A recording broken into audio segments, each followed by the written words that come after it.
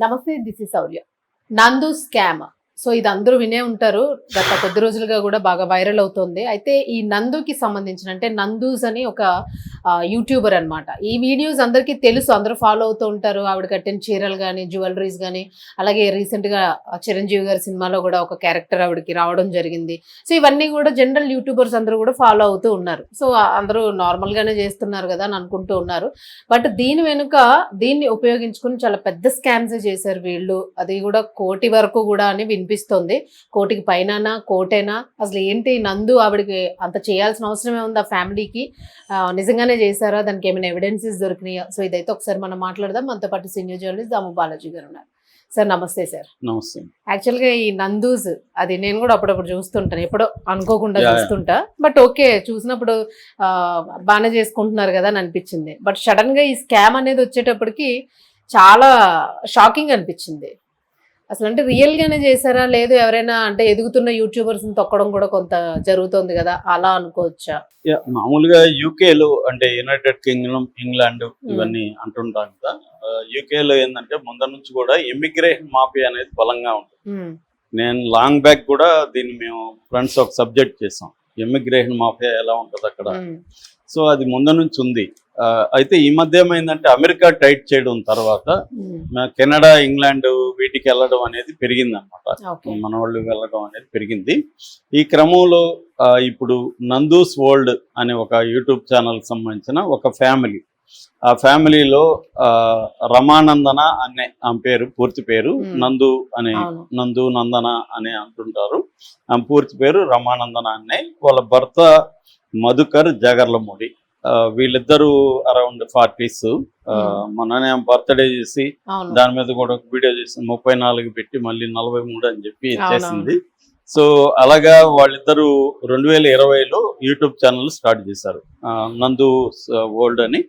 అట్లాగే ఇన్స్టా కూడా స్టార్ట్ చేశారు. యూట్యూబ్ ఛానల్ విపరీతంగా సక్సెస్ అయింది. దాదాపు 28,90,000 సబ్స్క్రైబర్లు ఉన్నారు.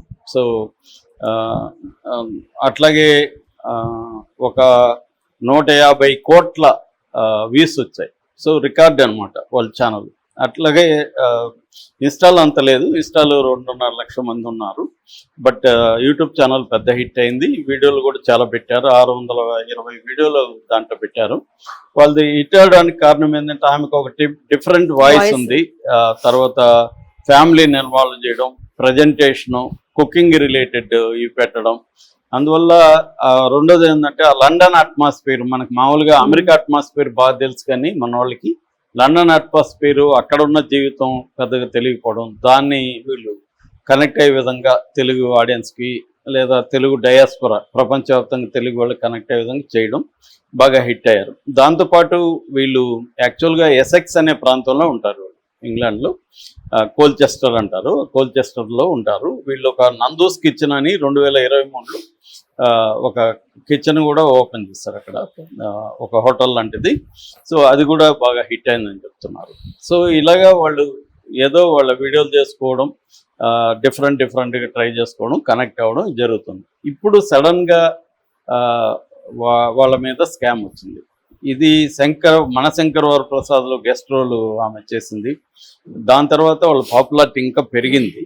ఇప్పుడు ఏంటంటే ఈ వాళ్ళ మీద వీళ్ళది ఏంటంటే తమడా మీడియా అంటారు, వీళ్ళు తమడా మీడియా మీద ఆరోపణలు వచ్చాయి. ఈ ఆరోపణలు ఏంటంటే ప్రధానంగా వీసా స్కామ్ అంటారు. వీసా స్కామ్ అంటే ఇప్పుడు మనకి ఏ దేశానికైనా బేసిక్గా మెయిన్వి 2 రకాల వీసాలు ఉంటాయి. ఒకటేమో స్టూడెంట్ వీసా, 2 జాబ్ వీసా. ఈ స్టూడెంట్ వీసా, జాబ్ వీసాల్లో అక్రమాలు జరిగాయి. మామూలుగా మనకి సర్టిఫికేట్ ఆఫ్ స్పాన్సర్షిప్ అంటారు. అంటే ఒక కంపెనీలో అక్కడ జాబ్ గ్యారంటీ అవ్వాలి, స్పాన్సర్షిప్ ఇప్పించాలి. ఇప్పిస్తే ఇక్కడ నుంచి వెళ్ళొచ్చు. లేదు కాలేజీలో ఏమన్నా సీటు తెప్పిస్తే కాలేజీలో స్టూడెంట్ వీసా వస్తుంది, అక్కడ కూడా కాలేజ్ స్పాన్సర్షిప్ కావాలన్నమాట. ఇది అక్కడున్న ఇమిగ్రేషన్ అధికారులతో కోఆర్డినేట్ చేసుకొని, ఆ కంపెనీతో కోఆర్డినేట్ చేసుకొని వెళ్ళాలి. దీనంతా ఇప్పించేదానికి వీళ్ళు దాదాపు ఒక 50 మంది దగ్గర 15 to 20 lakhs per head collect చేశారని, ఆ తర్వాత వాళ్ళకి జాబ్ రాలేదు, వీసా రాలేదు. ఆ తర్వాత వీళ్ళకి ఫోన్లు చేస్తే ఫోన్లు స్విచ్ ఆఫ్, వీళ్ళ నెంబర్లు బ్లాక్ చేసేసారు. ఇలాంటి వాతావరణంలో వీళ్ళు ఏం చేయాలో తెలియక వీళ్ళు కూడా ఓపెన్ అయిపోయి Hmm. వాళ్ళ మీద యూట్యూబ్ ఛానల్లో మాట్లాడడం, బ్యాంక్ అకౌంట్స్ అవన్నీ చూపించడం అవి చేశారు. సో దాంతో పెద్ద ఎత్తున వీళ్ళు స్కామ్ చేశారనేది మన తెలుగు మీడియాలో వచ్చింది. అయితే ఇప్పుడు డౌట్ ఏంటంటే వీళ్ళు ఎందుకు ప్రాపర్ ఛానల్స్లో వెళ్ళలేదు. మామూలుగా ఇలాంటివి జరిగినప్పుడు ఇంగ్లాండ్లో ఈ ఈ వీసా ఫ్రాడ్కి సంబంధించి సపరేట్ ఇమిగ్రేషన్ ఇది ఉంటుంది. వాళ్ళకి మామూలుగా OISC అంటారు, అంటే ఆర్గనైజేషన్ ఆఫ్ ఇమిగ్రేషన్ సంబంధించిన కమిషనర్ ఉంటారు, ఇమిగ్రేషన్ సర్వీసెస్ కమిషనర్, OISC అంటే. సో దానికి కంప్లైంట్ ఇవ్వచ్చు, ఇలాగ మాకు జరిగింది అని చెప్పి. వీళ్ళు ఎక్కడెక్కడ వీళ్ళకున్న ఆధారాలు, ఎందుకంటే అవన్నీ కూడా ఆన్లైన్లో పంపించారు డబ్బులు కాబట్టి, బ్యాంక్ ట్రాన్సాక్షన్స్ అవన్నీ వీళ్ళ దగ్గర ఉన్నాయి, స్క్రీన్ షాట్లు అవన్నీ అక్కడ పెట్టచ్చు. లేదు ఇండియాలో కూడా సైబర్ కంప్లైంట్లు ఆన్లైన్లో ఇవ్వచ్చు, పోర్టల్లో. ఇక్కడ హైదరాబాద్ ఉంటే హైదరాబాద్ సైబర్ సెల్లో వెళ్ళి కంప్లైంట్లు ఇవ్వచ్చు. అంటే త్రూ ప్రాపర్ ఛానల్ వెళ్ళడం వల్ల ఖచ్చితంగా వాళ్ళ ఒకవేళ చేస్తుంటే వాళ్ళ మీద చర్యలు తీసుకుంటారు, FIR నమోదవుతుంది, అవన్నీ జరగాలి. అవన్నీ జరగలేదు. FIR నమోదైనట్టు ఎక్కడా లేదు. వీళ్ళు ఎందుకు టీవీలతో యూట్యూబ్ ఛానల్తో మాట్లాడడం వల్ల వీళ్ళకి ఏం న్యాయం జరుగుతుంది? ఎక్స్పోజ్ అవ్వచ్చు ఇష్యూ, కానీ లీగల్గా ఏం జరుగుతుంది? ఇప్పుడు మన ఛానల్లో 10 వీడియోలు చేసినంత మాత్రాన వాళ్ళ మీద లీగల్గా తీసుకోరు కదా. వీళ్ళు వెళ్ళి ప్రాపర్గా ఎందుకు ఇవ్వలేదు? లేదా ఒక స్కీమ్ ఉండాలి, ముందుగా వీళ్ళని ఎక్స్పోజ్ చేసి ఒక పెద్ద ఎత్తున ఇదైనాక అప్పుడు వెళ్ళి కంప్లైంట్ ఇస్తే వాళ్ళు కూడా పోలీసులు సీరియస్గా తీసుకుంటారు, లేకపోతే సీరియస్గా తీసుకోరు అనేది ఏమైనా ఇంటెన్షన్ ఉండాలి. సో ఏదేమైనా ఒక ప్రొసీజర్ వీళ్ళు ఫాలో అవుతున్నారా లేదా అనే అనుమానాలు అయితే వస్తున్నాయి. అంటే ఒక వెర్షన్ ఏంటంటే వీళ్ళకి ఎనిమీస్ కూడా ఉన్నారు. మామూలుగానే ఒక సామెత ఉంటుంది అమెరికన్ గ్యాంగ్స్టర్లో, డెంజల్ వాషింగ్టన్ చెప్తాడు, సక్సెస్ బ్రింగ్స్ ఎనిమీస్ అని. మనం ఏమి ఎవరిని అనాల్సి మళ్ళీ మనం సక్సెస్ అయితేనే మనకి ఎనిమీస్ తయారవుతారు. అలాగేమన్నా వీళ్ళకి, ఎందుకంటే ఇదే జంటలు చాలా జంటలు ఉన్నాయి యూట్యూబ్ ఛానళ్ళు ఇవన్నీ నడిపే వాళ్ళు, ఈ మధ్య బాగా పెరిగారు. వాళ్ళంత సక్సెస్ కల్లా వీళ్ళు అయ్యారు. సో ఆటోమేటిక్గా వాళ్ళకంటే మనం బాగా చేస్తున్నాం, మనం సక్సెస్ అవ్వట్లేదు, వాళ్ళు అవుతున్నారనే ఒక జలసీ ఉండే అవకాశం ఉంది. అలాగేమన్నా చేశారా? అలాగే చేసినప్పుడు వాళ్ళు ఎందుకు ఇంకా రిప్లై ఇవ్వలేదు?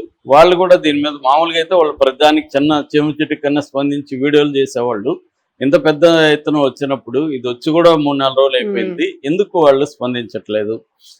ఇలాంటి అనుమానాలు ఉన్నాయి. మామూలుగా అయితే వీసా అదొక వైపు అయితే, ఈ వీసాల బ్యాచ్ మన వీళ్ళు ఎంత మూర్ఖంగా ఉంటారంటే చాలా మంది ఎవడి మాట నమ్మి వాళ్ళకి డబ్బులు ఇచ్చేయడం.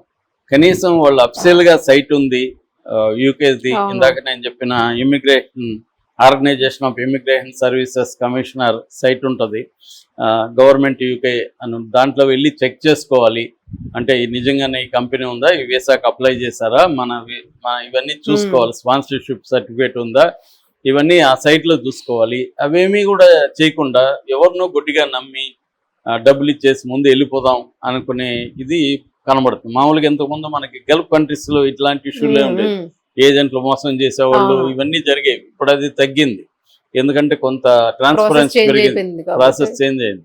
ఇక్కడికి వచ్చేసరికి మాత్రం, ఎందుకంటే ఇప్పుడు ఒకటి మనకి లీగల్ ఇమిగ్రెంట్స్, ఇల్లీగల్ ఇమిగ్రెంట్స్ 2 కేటగిరీలు ఉంటాయి. ఈ ఇల్లీగల్ లీగల్గా రాని వాళ్ళు ఏం చేస్తారంటే ఇల్లీగల్గా ట్రై చేస్తారు.